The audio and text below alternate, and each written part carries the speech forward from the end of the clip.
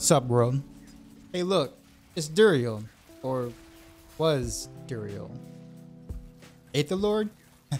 Yeah, we good. Oh, there's another one. Alright, y'all already know how good this was on single target already. So I'm sure you're wondering, what's really different this time? Well, not only are we doing even more single target damage than before, we actually have some serious AoE clear now.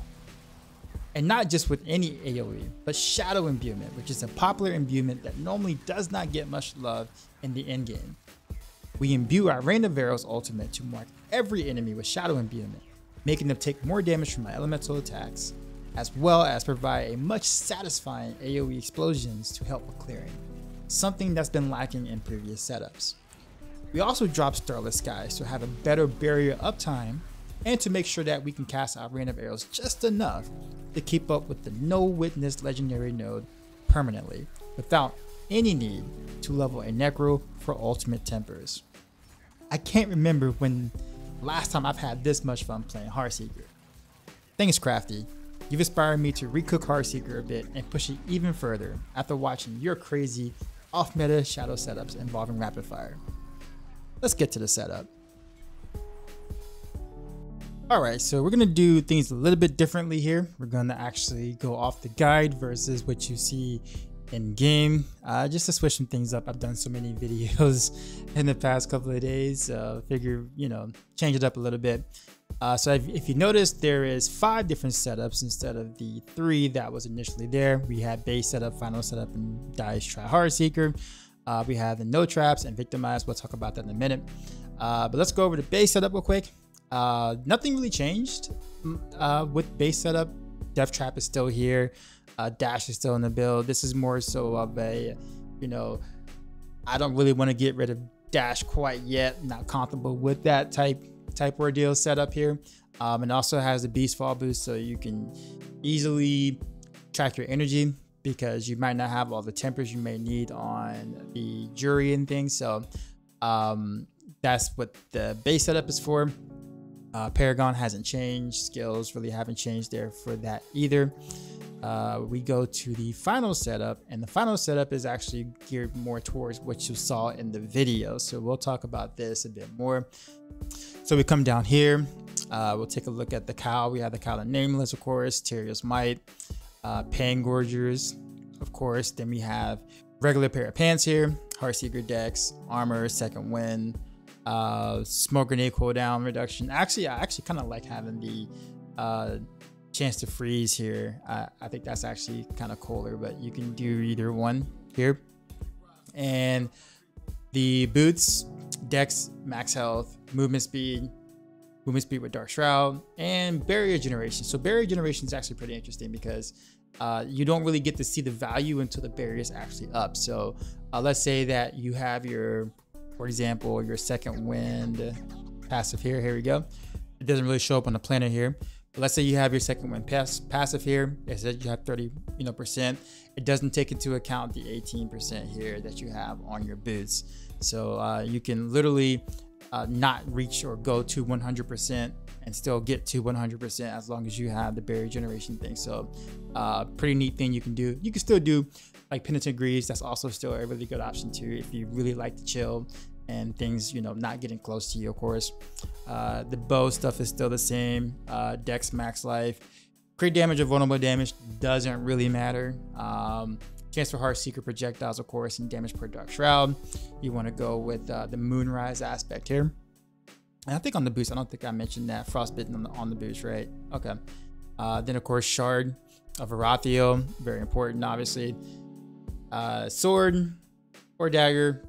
Doesn't really matter. Whatever rolls better. Dex, maximum health. And you do want a % chance to restore a primary resource.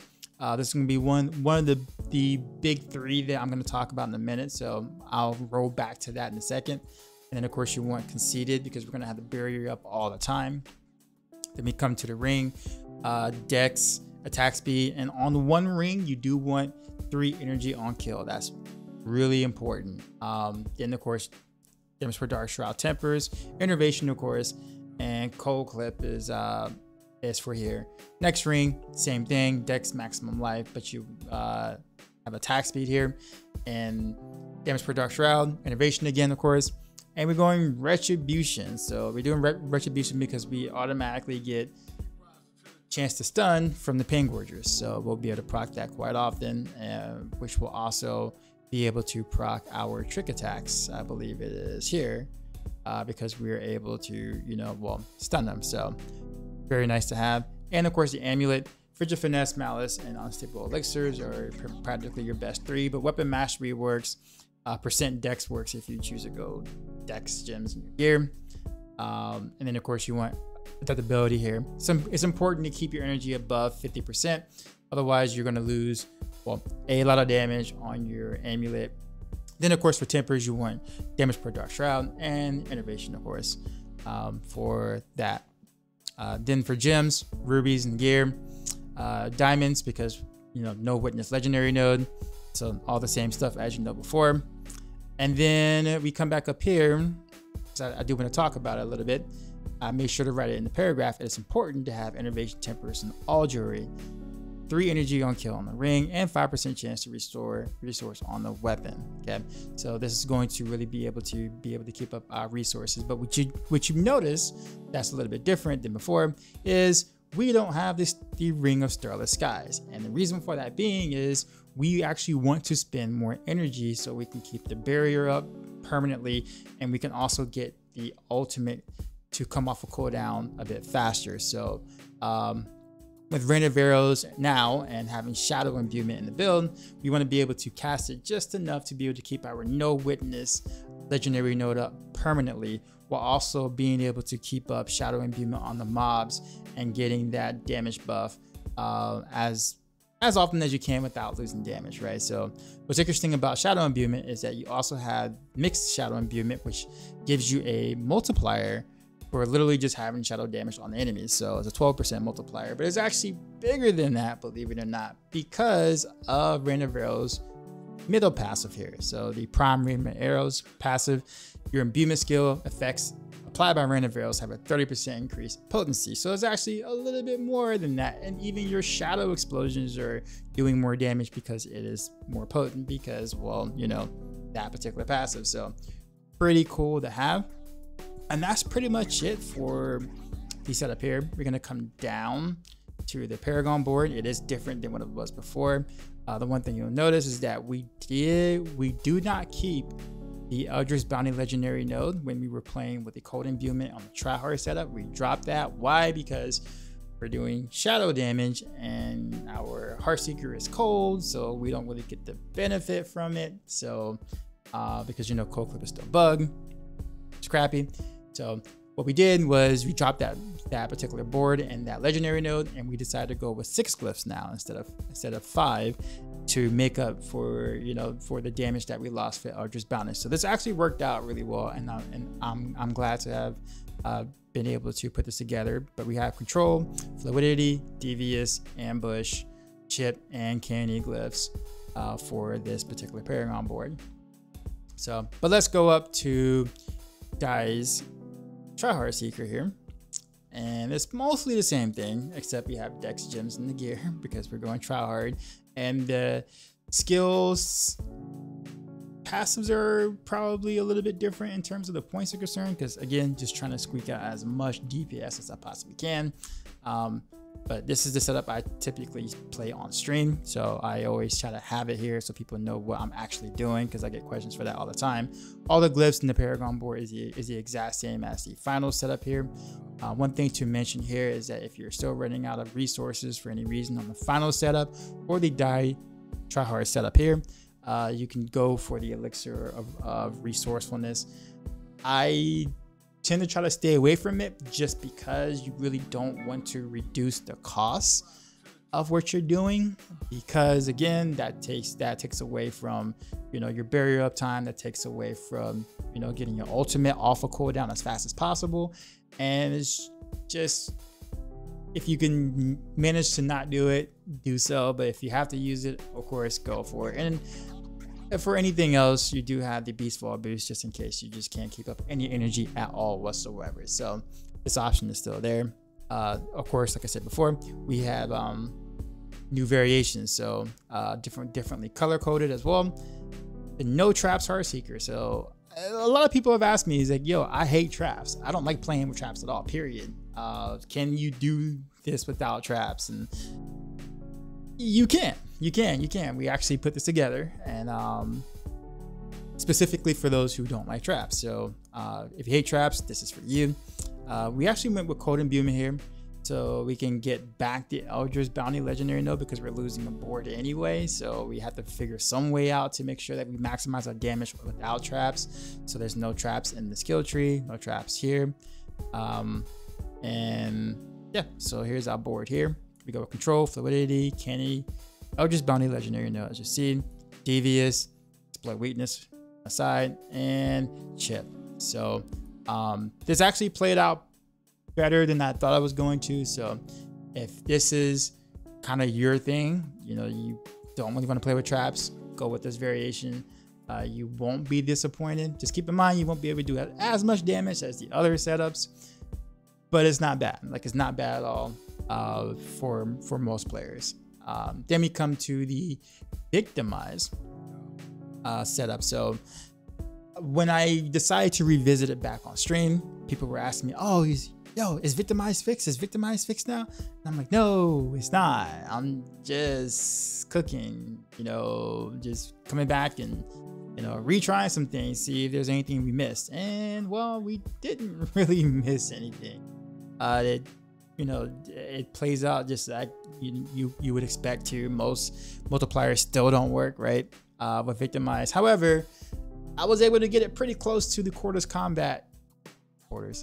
quarters combat version of this in terms of my clear times on the TA councils. Were actually kind of close, closer than I thought it was going to be. So for those who don't like the rotation style of close quarters combat, can play a more simple straight up setup. With this, there are some changes in terms of the gear is concerned. We do have to roll vulnerable on the gear itself. You want to keep the damage per dark shroud tempers.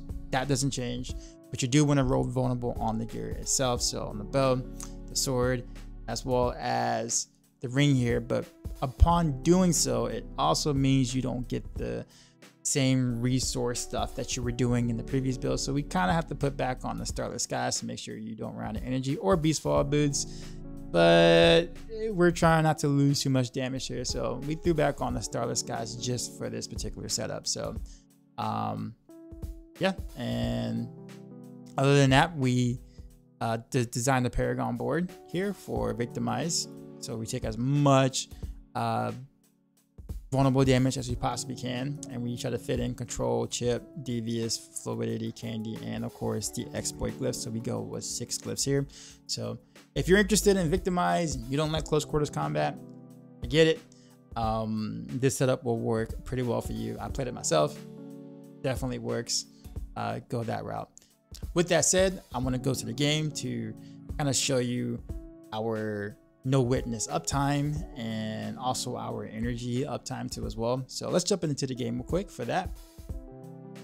All right, so I just want to show you really quickly what I'm talking about in terms of keeping the no witness legendary node up. So basically you should have perma uptime. So let me show you real quick how that goes. We're going to cast an ultimate here. As you can see, the no witness legendary node has procced. It's actually in the very, very middle. And then, oops. And all of a sudden, Rent Arrow is off. Now I can do it again. So the no witness legendary node is what, right here. There it is. I was able to do that and still be able to cast. So yeah, I have a permanent uptime there. As you can see too, my energy is actually doing really well too. Like, it's barely really going down as long as I'm hitting a dummy. And I mean, that's pretty much how that works. So permanent uptime on that. It's also a good uptime on making sure that your shadow imbuement is up in case whatever you are attacking just for some strange reason did not die. So yeah, you'll basically be able to have all your buffs up all the time. So it's really, really cool how this really synergizes with the rest of the build. Back to the planner.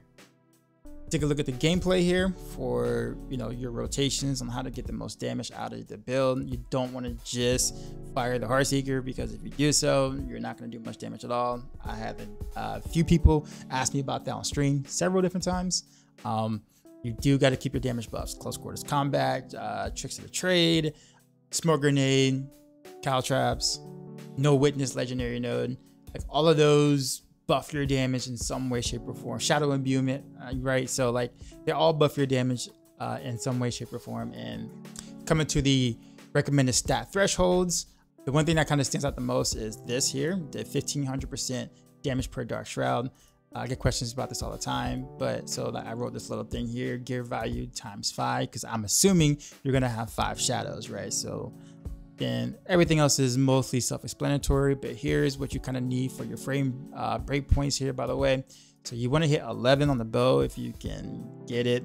So the planner is set up for you to do that when you have the Starless Skies, right? Without Starless Skies, you can really only hit 12 frames here, and it tells you how much attack speed you need for each cap. So but also see the mechanics in the bottom to learn more about breakpoints, of course. Then there's a facts and mechanics section, and I try to include as many questions as I've gotten on stream. And from the looks of it, I feel like I got most of them here.